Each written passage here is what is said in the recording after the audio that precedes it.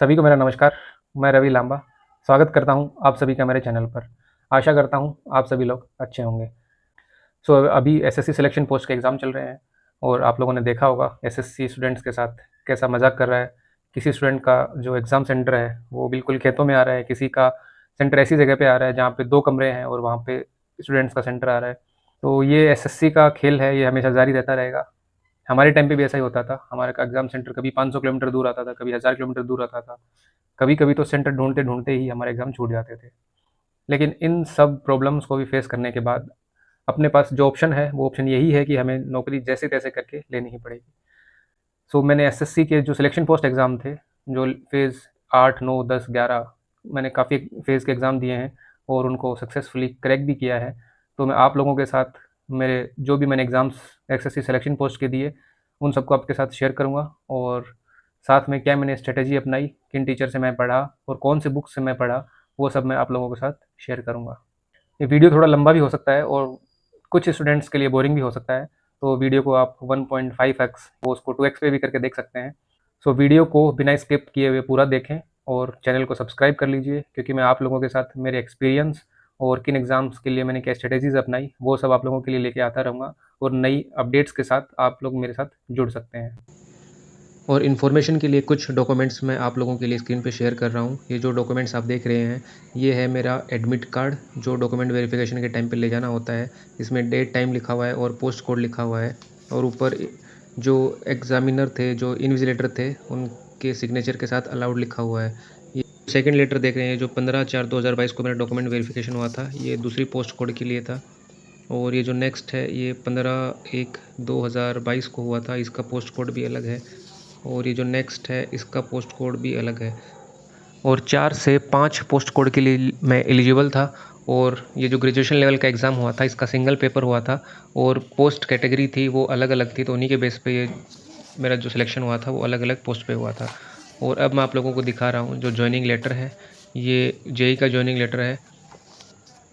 मेरा एड्रेस और भारत सरकार की स्टैम्प लगी हुई है और ये जॉइनिंग लेटर आप अंदर से देख सकते हैं। इसमें पोस्ट कोड लिखा हुआ है, मेरा एड्रेस है और मेरे रोल नंबर वगैरह इसमें लिखे हुए हैं।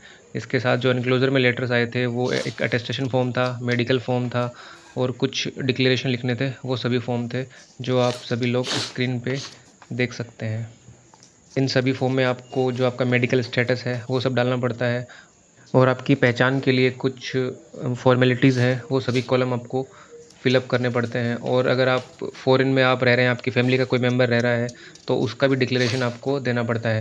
और अगर आप इस पोस्ट को जॉइन नहीं करना चाहते हैं, तो एक विलिंगनेस और अनविलिंगनेस का फॉर्म होता है, आप उसमें टिक करके जो भी कंसर्न डिपार्टमेंट है, वहाँ पे उस लेटर को भेज सकते हैं। तो उसके बाद आपका जो भी इस जॉब के ऊपर जो आपका अधिकार है, वो ख़त्म हो जाएगा और जो दूसरे कैंडिडेट एलिजिबल कैंडिडेट्स हैं, उनको आपकी जगह पोस्टिंग दे दी जाएगी। और ये मेरा दूसरा जॉइनिंग लेटर है, जो मुझे दूसरी पोस्ट कोड के लिए मिला था और इस पोस्ट का जो कोड है वो 11720 है। ये कॉम्बैट व्हीकल के लिए मुझे मिला था और जो फर्स्ट वाला जो आपने देखा, वो ओनली व्हीकल के लिए मिला था। और ये जो मेरी पोस्टिंग होती, वो आप देख सकते हैं, ये मिनिस्ट्री ऑफ डिफेंस में और मुझे दिल्ली पोस्टिंग मिली थी। लेकिन मैंने इन दोनों ही पोस्ट को ज्वाइन नहीं किया और मेल के थ्रू मैंने अपनी अनविलिंगनेस दे दी थी। और इस जॉइनिंग लेटर के साथ भी सेम डॉक्यूमेंट्स हैं जो मैंने आप लोगों को पीछे दिखाए थे। अब जो भी एनक्लोज़र हैं, वो सभी वीडियो पॉज़ करके देख सकते हैं। ये जो सिलेक्शन पोस्ट का एग्ज़ाम है, इसमें जो नंबर ऑफ़ वैकेंसीज़ है वो काफ़ी कम आती हैं, तो जो कॉम्पिटिशन होता है वो अच्छा खासा होता है। और वैकेंसीज़ की अगर पोस्ट कोड वाइज़ बात करें, तो किसी में 10 पोस्ट, किसी में 5 पोस्ट, किसी में 1 पोस्ट भी आती है, तो आप अंदाज़ा लगा सकते हैं जो कॉम्पिटिशन है वो काफ़ी हाई रहता है।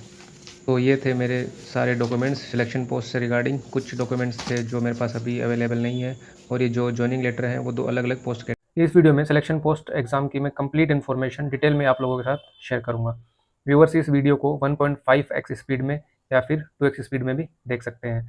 इस एग्ज़ाम को मैंने कम से कम 4 से 5 बार क्रैक किया है। मैंने फ़ेज़ लेवल 8, 9, 10 और फ़ेज़ 11 तक के एग्ज़ाम्स दिए हैं। इस वीडियो में अपन सबसे पहले देखेंगे सिलेक्शन पोस्ट एग्ज़ाम क्या है, इसमें कितनी वैकेंसीज़ आती हैं, इसका एग्ज़ाम पैटर्न क्या रहता है, इसका सिलेक्शन प्रोसेस क्या है और डॉक्यूमेंट वेरिफिकेशन का प्रोसेस क्या है, जो प्रोफाइल कैसी रहती है।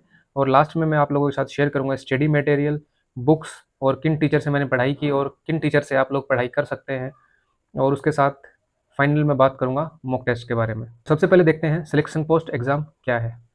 ये जो सिलेक्शन पोस्ट का एग्ज़ाम है, ये एसएससी के द्वारा कंडक्ट करवाया जाता है। इसमें ग्रुप सी और ग्रुप डी की पोस्ट के ऊपर जो सेंट्रल गवर्नमेंट में अलग-अलग डिपार्टमेंट्स और मिनिस्ट्रीज़ होती हैं, उनके अंदर इनकी पोस्टिंग होती है। और ये जो एग्ज़ाम है, वो एसएससी सीजीएल और जो सीएचएसएल का और एमटीएस का एग्ज़ाम होता है, उन सब से थोड़ा-सा डिफरेंट होता है।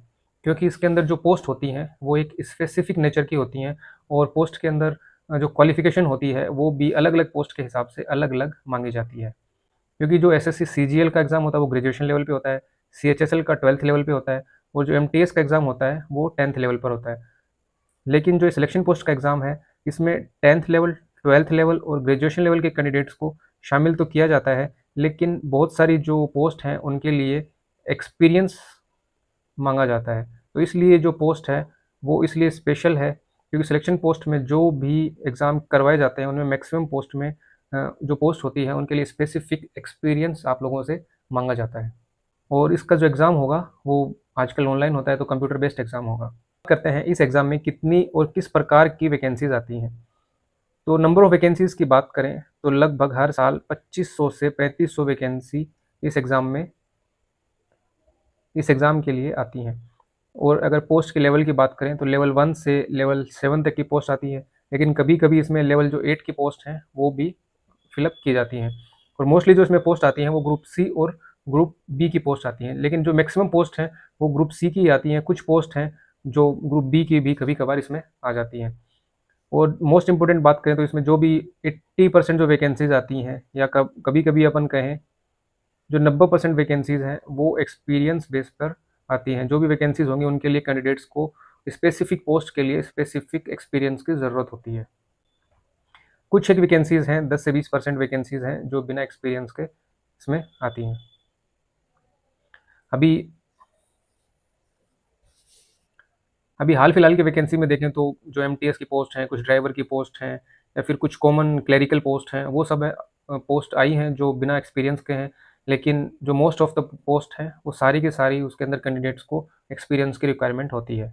अब सिलेक्शन पोस्ट के सिलेक्शन प्रोसेस की बात करें तो इसमें सबसे पहले एक रिटन एग्ज़ाम होता है, उसके बाद डॉक्यूमेंट वेरिफिकेशन होता है, देन इसका डॉक्यूमेंट वेरिफिकेशन के बाद जो भी सक्सेसफुल कैंडिडेट्स होंगे डॉक्यूमेंट वेरिफिकेशन में, उनका फाइनल सिलेक्शन होता है। तो बात करते हैं रिटन एग्ज़ाम का पैटर्न क्या रहता है। इसकी सबसे अच्छी बात है, इसमें सिर्फ़ और सिर्फ़ एक सिंगल पेपर होता है। क्योंकि अपन सीएचएसएल की बात करें तो उसमें एक पेपर होगा, उसके बाद टाइपिंग होगी, डिस्क्रिप्टिव वगैरह ये सब होता है। सीजीएल की बात करें तो उसमें प्री टेस्ट होता है, फिर मेंस होता है, उसके बाद टाइपिंग होती है, और डॉक्यूमेंट वेरिफिकेशन, वो भी काफ़ी लंबा प्रोसेस है। लेकिन इसमें जो प्रोसेस है वो सिर्फ़ एक सिंगल पेपर होता है, और उसी के बेस पे मेरिट डिसाइड होती है। तो पेपर पैटर्न की बात करें तो 100 मल्टीपल चॉइस क्वेश्चन इसमें आते हैं, और इस पेपर को 4 सेक्शन में बाँटा जाता है, जिसमें 25 क्वेश्चंस मैथ्स, 25 रीज़निंग, 25 इंग्लिश और 25 जीके के क्वेश्चंस आते हैं। और जो भी कैंडिडेट्स इस पेपर में पास होते हैं उसके बाद अलग-अलग पोस्ट और कैटेगरी के हिसाब से कैंडिडेट्स की मेरिट बनती है, और मेरिट के बाद एक डॉक्यूमेंट वेरिफिकेशन होता है।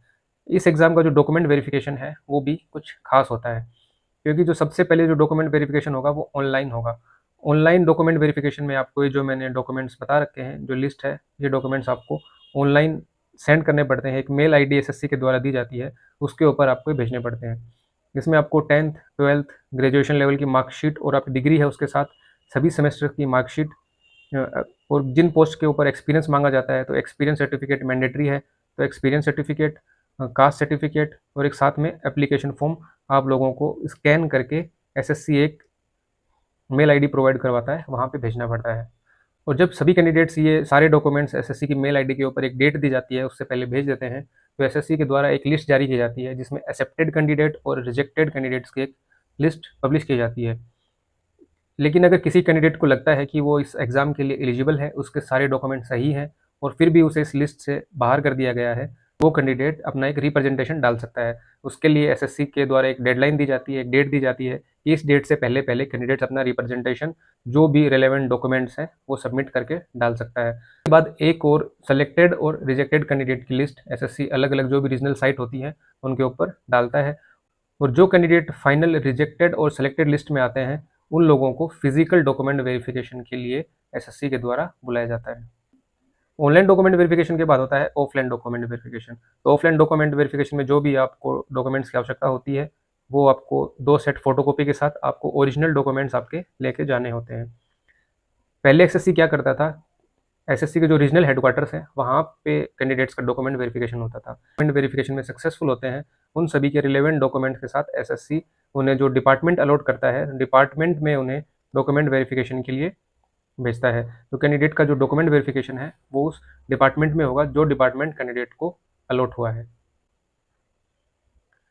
तो ऑफलाइन डॉक्यूमेंट वेरिफिकेशन के लिए आपको सेम डॉक्यूमेंट्स की आवश्यकता होगी जो मैंने आपको पहले बताया था। मैं 10th की सर्टिफिकेट और मार्कशीट, 12th की सर्टिफिकेट विद मार्कशीट, और आपको ग्रेजुएशन की ओरिजिनल डिग्री, और अगर किसी का सेमेस्टर एग्जाम है तो सभी सेमेस्टर की मार्कशीट। अगर कैंडिडेट का सिलेक्शन एक्सपीरियंस बेस्ड पे हुआ है तो उसे एक्सपीरियंस सर्टिफिकेट ले जाना पड़ेगा, और जो एक्सपीरियंस सर्टिफिकेट का फॉर्मेट है वो एसएससी अपनी साइट के ऊपर अपलोड करता है। तो आप लोगों को उसी फॉर्मेट में इस एक्सपीरियंस सर्टिफिकेट को बनवा के लेके जाना है। उसके बाद आपको कास्ट सर्टिफिकेट, जो भी आपकी कैटेगरी है, ईडब्ल्यूएस, ओबीसी, एससी या एसटी, उसके हिसाब से बनवाना है। और ये जो कास्ट सर्टिफिकेट है, इसका फॉर्मेट भी एसएससी अपने पोर्टल के ऊपर डालता है। जो भी फॉर्म फिलअप किए जाते हैं उस टाइम पे, या जब रिजल्ट डिक्लेयर होता है उस टाइम पे, तो आपको जो भी सर्टिफिकेट है वो उसी फॉर्मेट में बनवा के ले जाने हैं। और सेपरेट वीडियो भी मैं आप लोगों के लिए एक बना दूंगा कि डॉक्यूमेंट वेरिफिकेशन में कौन कौन से डॉक्यूमेंट्स की ज़रूरत होती है और उन डॉक्यूमेंट्स को कैसे बनवाना है, उनका फॉर्मेट क्या रहेगा, उसका वीडियो भी मैं आप लोगों के लिए सेपरेट बनाने की कोशिश करूँगा।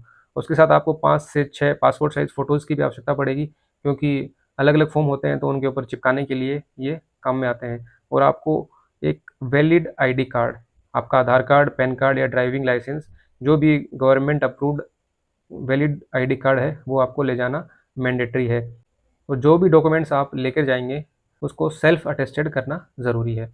तो जिन भी कैंडिडेट को इस डॉक्यूमेंट वेरिफिकेशन के प्रोसेस से कुछ भी कन्फ्यूज़न हो तो वो अपने जो भी क्वेरीज़ हैं वो कमेंट बॉक्स में डाल सकते हैं। मैं सभी कैंडिडेट्स के सवालों का जवाब देने की कोशिश करूँगा।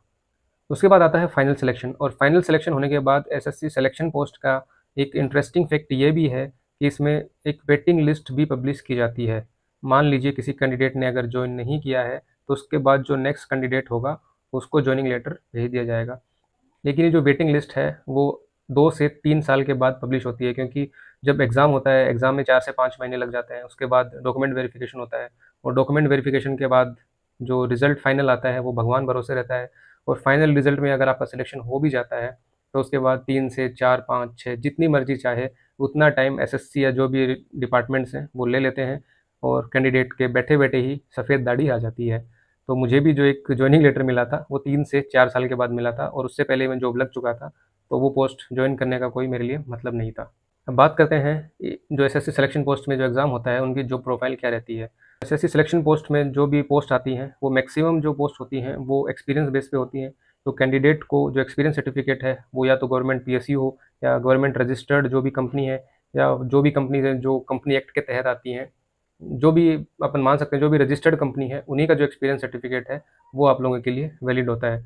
कुछ कैंडिडेट होते हैं जो फेक या फोर्ज डॉक्यूमेंट बनवा लेते हैं, तो मैं आप लोगों को सजेस्ट करूँगा कि इस प्रकार की कुछ भी आप लोग हिमाकत ना करें, क्योंकि गवर्नमेंट जॉब में जाने के बाद जितने भी आपके सर्टिफिकेट हैं उन सभी का वेरिफिकेशन होता है।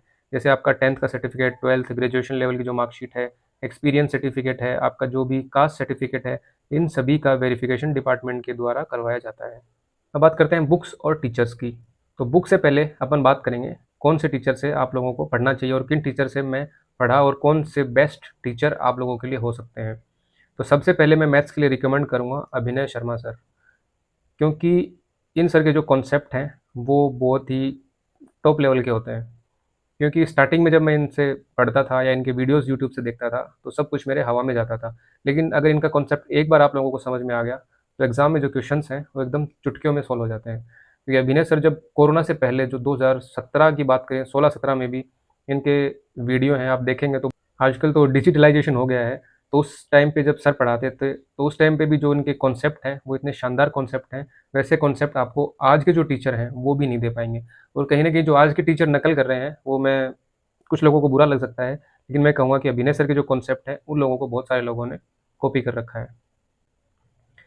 उसके बाद जो मैथ्स विज़ार्ड नाम से फ़ेमस हैं, राकेश यादव सर, वो भी मैथ्स के बेहतरीन टीचर हैं, और उनकी जो भी फ्री वीडियोज़ हैं, वो भी आप लोगों को यूट्यूब पे मिल जाएँगी।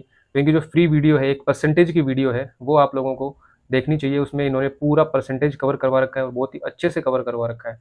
तो आई थिंक वो परसेंटेज का वीडियो पढ़ने के बाद आप लोगों को अदर कोई वीडियो पढ़ने की ज़रूरत नहीं है। और उससे पहले मैं अभिनय शर्मा के सर की बात बता रहा था, तो इन्होंने बहुत सारे अलग-अलग बैच डाल रखे हैं। अभिनय शर्मा मैथ्स 2.0, 2.1 और स्टार्टिंग के बैच हैं, तो उसमें से कोई भी बैच आप उठा के पूरा पढ़ सकते हैं। उसके बाद आप लोगों को कोचिंग लेने की भी कोई ज़रूरत नहीं पड़ेगी, क्योंकि उन्होंने जो भी क्वेश्चंस हैं और कॉन्सेप्ट हैं बहुत ही डिटेल से समझा रखे हैं। एक-एक क्वेश्चन अगर मैं कहूँ कि अभिनय सर ने पूरा मैथ्स यूट्यूब पे करवा रखा है। उसके बाद मेरे पर्सनल फेवरेट आते हैं पवन राव सर। तो जो पवन राव सर हैं, उनकी कोचिंग है मदर्स एजुकेशन हब जो जयपुर में है। तो पवन राव सर से आपको अगर कुछ पढ़ना है, तो वो पढ़ना है advance math. Advance math sir ने अपने चैनल पे पूरी एक-एक कॉन्सेप्ट को पूरा खोल के बता रखा है। अगर आप लोगों ने यहाँ से अगर एडवांस मैथ पढ़ लिया, उसके बाद आप लोगों को किसी भी टीचर की ज़रूरत नहीं पड़ेगी। ये मैं गारंटी के साथ कह सकता हूँ। मैंने भी कोरोना में जो पवन राव सर के पूरी ज्योमेट्री और मेंसुरेशन जो भी एडवांस मैथ्स थी, पूरी की पूरी मैंने यूट्यूब से पढ़ी है और इनके मैंने अच्छे से नोट्स भी बनाए हैं। जिस प्रकार से एक टीचर क्लासरूम में पढ़ाता है, उसी प्रकार पवन राव सर ने आपको बोर्ड के ऊपर, उस टाइम पे डिजिटल बोर्ड उनके पास नहीं था, तो व्हाइट बोर्ड के ऊपर एक-एक कॉन्सेप्ट को डायग्राम बना-बना के बहुत अच्छे से समझा रखा है। तो मैं रिकमेंड करूँगा एडवांस मैथ के लिए पवन राव सर को यूट्यूब पे ज़रूर आप लोग देखें। उसके बाद आते हैं मोहित गोयल सर। तो मोहित गोयल सर भी बहुत अच्छे कॉन्सेप्ट बताते हैं। इनका पढ़ाने का तरीका भी मुझे काफ़ी अच्छा लगता है। एक मोहित गोयल सर फेमस भी हैं, ऑप्शन का सहारा, सीजीएल हमारा, तो वो भी आप लोग इनकी सीरीज़ देख सकते हैं। तो इनके जो भी क्वेश्चन कराने का जो मेथड है, वो बहुत ही यूनिक और अच्छा है। और एक लेटेस्ट टीचर हैं, भूतेश सर, जिनकी E1 क्लासेस के नाम से एक यूट्यूब चैनल है, और तो इनको भी आप लोग देख सकते हैं। इनका भी जो पढ़ाने का तरीका है, वो काफ़ी अच्छा है। और उसके बाद एक है रेमो सर। रेमो सर बहुत सारे स्टूडेंट के लिए बहुत अच्छे हैं, लेकिन मेरी पर्सनली बात करूँ तो मैं उनके जो कॉन्सेप्ट हैं वो कैच नहीं कर पाता हूँ, क्योंकि उनका जो पढ़ाने का तरीका है वो थोड़ा-सा नेक्स्ट लेवल का है।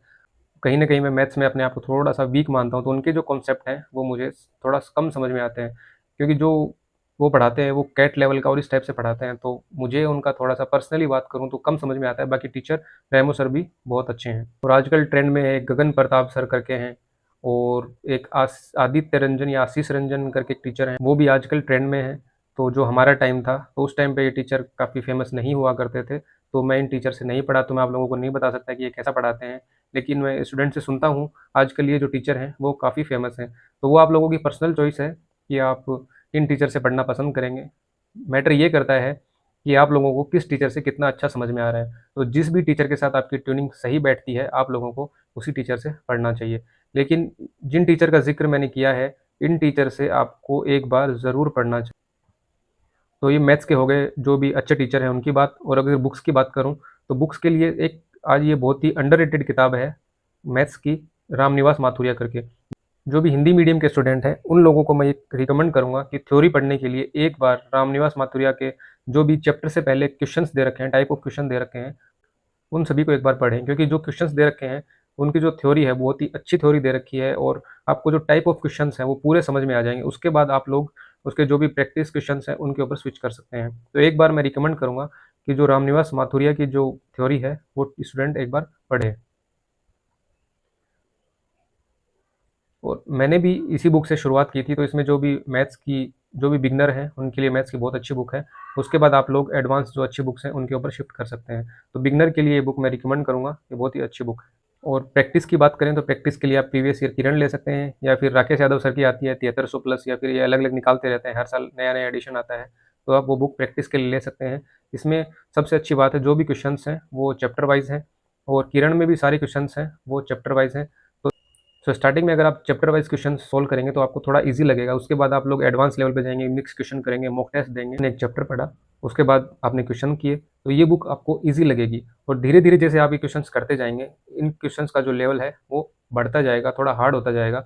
तो ये बुक स्टार्टिंग में ईज़ी लगेगी, और कंप्लीट करते-करते आपकी जो मैथ्स है वो काफ़ी इम्प्रूव हो चुकी होगी। तो प्रैक्टिस। अब बात करते हैं इंग्लिश। इंग्लिश के लिए सबसे बेस्ट जो टीचर हैं या जो बुक है, वो है नीतू मैम। ऐसा कोई कैंडिडेट नहीं है, आप कहीं भी नज़र उठा के, या फिर मैं तो ये आप लोगों को चैलेंज करूँगा कि ऐसा कोई स्टूडेंट उठा के ले आओ, जिसका सिलेक्शन हुआ हो और उसने नीतू मैम की बुक ना पढ़ी हो।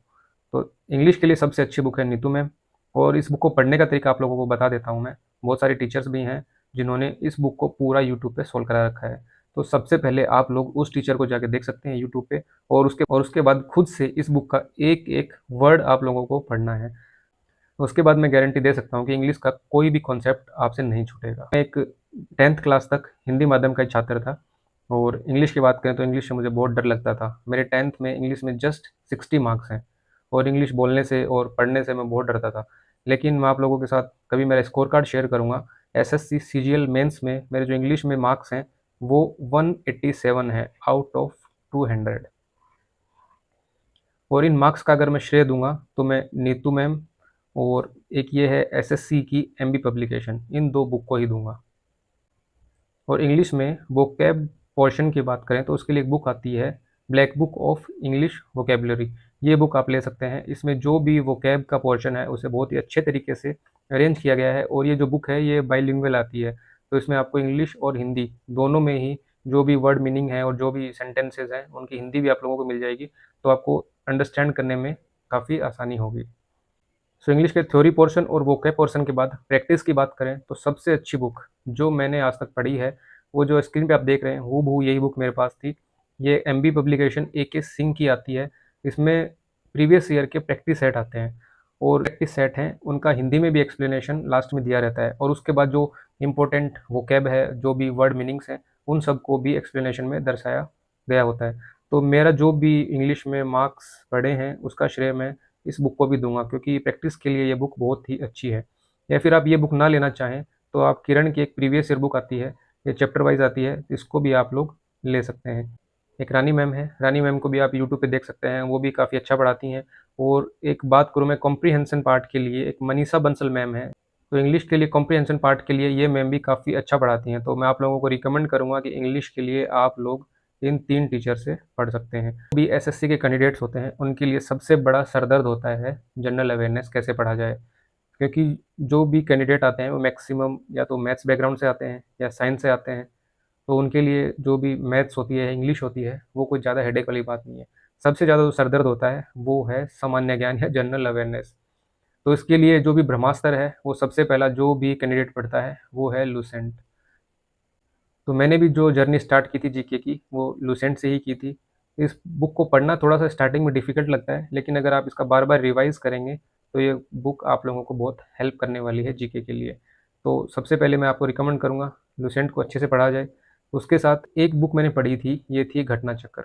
ये जो बुक है ये प्रीवियस ईयर के इसमें सारे क्वेश्चंस आते हैं और क्वेश्चंस के नीचे हर एक क्वेश्चन का एक्सप्लेनेशन दिया रहता है। तो वो काफ़ी हेल्पफुल होता है आप लोगों के लिए उस क्वेश्चन को अंडरस्टैंड करने के लिए। और एक पिनेकल की बुक भी आती है, उसमें थ्योरी के साथ-साथ एक प्रैक्टिस सेट भी आता है, इसमें चैप्टर वाइज़ आप लोगों को थ्योरी दी रहती है और क्वेश्चन भी दिए रहते हैं। तो आप पिनेकल की बुक भी जीके के लिए ले सकते हैं, हिंदी और इंग्लिश दोनों में अवेलेबल है। तो जो भी कैंडिडेट जिस भी हिंदी या इंग्लिश मीडियम के हैं, वो इस बुक को ले सकते हैं। मेरी बात करूँ तो मैंने सिर्फ लूसेंट पढ़ी थी और उसके साथ ये जो घटना चक्कर आती है, ये पढ़ी थी। क्योंकि लूसेंट पढ़ने के बाद अब अगर आप इस घटना चक्र पे शिफ्ट करते हैं, तो आप लोगों को एक आइडिया हो जाएगा कि प्रीवियस ईयर में किस टाइप के क्वेश्चंस आते थे और उस और एक्सप्लेनेशन के साथ-साथ उस क्वेश्चन से रिलेटेड जो भी फैक्ट्स हैं, वो भी इस बुक में दिए रहते हैं। तो ये भी काफ़ी अच्छी और हेल्पफुल होने वाली है आप लोगों के लिए अगर आप इस बुक को लेते हैं। करंट अफेयर के लिए आप लोग उत्कर्ष क्लासेस का ये जो रसगुल्ला बुक है, ये ले सकते हैं। ये कुमार गौरव सर हैं, जो करंट अफेयर की क्लासेस लेते हैं और इनकी क्लासेस भी ऐसी होती है कि यूट्यूब पे एक बार जो वॉच टाइम है या कैंडिडेट्स की बात करें, तो रिकॉर्ड तोड़ कैंडिडेट इनकी क्लास देखते हैं। तो करंट अफेयर के लिए या जो भी बेस्ट टीचर मैं बोलूँ, तो कुमार गौरव सर की जो उत्कर्ष क्लासेस हैं, उसकी आप लोग देख सकते हैं। और बुक भी इनकी आती है ये करंट अफेयर के लिए, इसमें जो भी इम्पोर्टेंट फैक्ट्स आते हैं, तो वो आप लोगों को इसमें मिल जाएँगे। अब बात करते हैं रीज़निंग की। तो रीज़निंग में मुझे लगता है कि स्टूडेंट्स को ज़्यादा प्रॉब्लम होती नहीं होगी। मैंने भी रीज़निंग के लिए कुछ अलग से ना बुक परचेज़ की थी, ना कुछ क्लासेस जॉइन की। तो रीज़निंग के लिए आप लोग जो भी प्रैक्टिस सेट है वो इनफ है और जब आप मॉक टेस्ट देंगे तो उसमें आपके रीजनिंग के सारे डाउट्स क्लियर हो जाएंगे। फिर भी अगर आप चाहें तो यूट्यूब से आप टॉपिक सर्च कर सकते हैं, वो पढ़ सकते हैं, या फिर किरण की या फिर कोई भी पब्लिकेशन की आप एक बुक ले सकते हैं जिसमें प्रीवियस ईयर क्वेश्चंस दे रखे हों, आप लोग एक बार उनकी प्रैक्टिस कर लीजिए।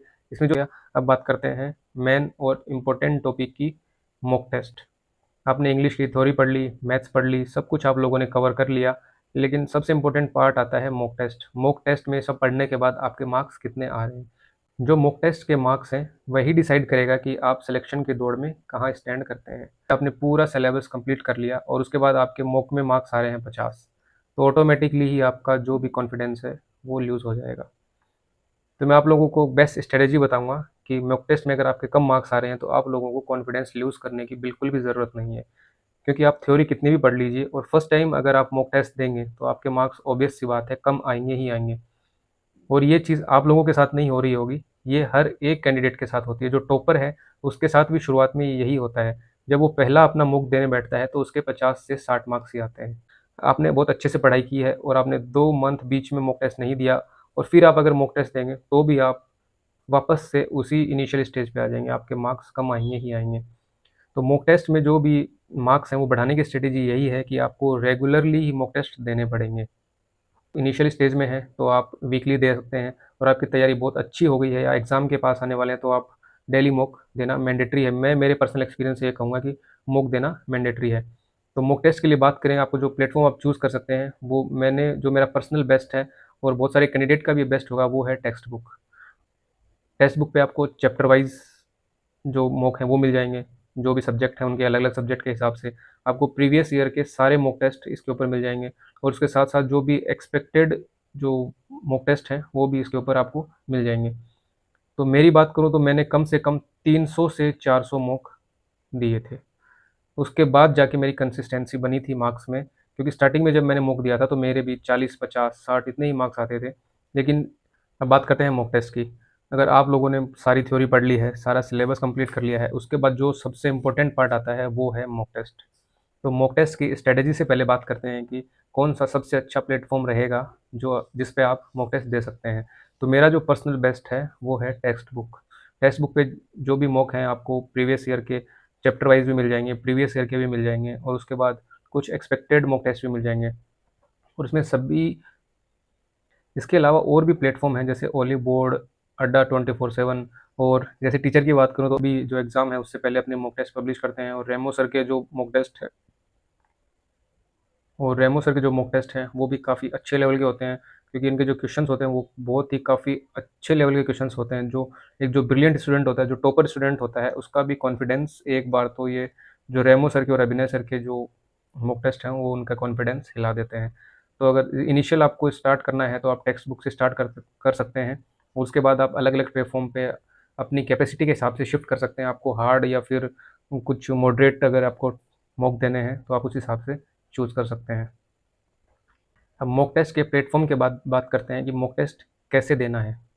तो सबसे पहले मैं आप लोगों को रिकमेंड करूँगा कि जो भी टेक्स्ट बुक है, उसके ऊपर टॉपिक जो टेक्स्ट बुक है, उसके ऊपर टॉपिक वाइज़ मॉक दे रखे हैं। तो आप सभी लोगों को जो भी आप लोगों ने टॉपिक पढ़ा, उसका मॉक टेक्स्ट बुक पे देना है। जैसे ही आप लोग topic wise mock test complete कर लेंगे सभी टॉपिक्स के, उसके बाद आप लोगों को फुल मॉक देना है। और जो भी आपने मॉक टेस्ट दिए, चाहे वो टॉपिक वाइज़ हो, चाहे फुल मॉक हो, उन मॉक का जो एनालिसिस है, वो करना बहुत ही मैंडेटरी है। अगर आप लोगों ने ये एनालिसिस नहीं किया, तो मॉक टेस्ट देने का कोई भी मतलब नहीं है। मैं आपको कहूँगा कि अगर आपने मॉक दिया और एनालिसिस नहीं किया, तो इससे बेटर है आप मॉक ना ही दें। मॉक टेस्ट के बाद एनालिसिस ही ऐसी चीज़ है जो आप लोगों के मार्क्स को इंक्रीज़ करेगा। अगर किसी कैंडिडेट के 50 मार्क्स इनिशियल पेपर में आ रहे हैं, मान लीजिए किसी ने फर्स्ट टाइम पेपर दिया, मॉक टेस्ट दिया और उसके 50 मार्क्स आ रहे हैं और वो धीरे-धीरे मॉक टेस्ट दे रहा है और उसका रोज़ रेगुलर एनालिसिस कर रहा है, तो ऑटोमैटिकली उसके जो 50 मार्क्स थे, वो कंसिस्टेंटली धीरे-धीरे इंक्रीज़ हो जाएँगे 150 प्लस में। और ये मेरा एक्सपीरियंस भी है और मैं आप लोगों को अश्योर कर सकता हूँ कि आप लोगों के मार्क्स एनालिसिस करने से ही बढ़ेंगे।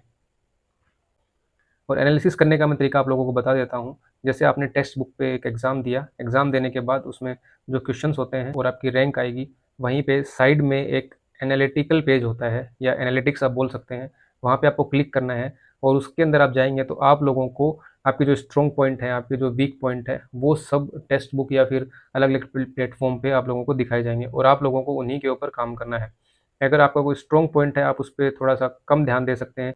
तो जो वीक पॉइंट हैं, उनके ऊपर आपको ख़ास ध्यान देना है, क्योंकि जो वीक पॉइंट हैं, अगर ये आपके स्ट्रॉन्ग पॉइंट में कन्वर्ट हो जाएँगे, तो आपके मार्क्स बढ़ने से कोई नहीं रोक सकता। और जो भी आपके वीक पॉइंट्स हैं, जो आप सिली मिस्टेक करते हैं, जो भी आप गलतियाँ करते हैं, उन सभी को आप कॉपी में नोट डाउन करते जाइए। क्योंकि अगर आपने नोट डाउन नहीं किया और बार-बार आप वही सिली मिस्टेक्स करते जा रहे हैं, तो मार्क्स मेरे हिसाब से कभी नहीं बढ़ेंगे।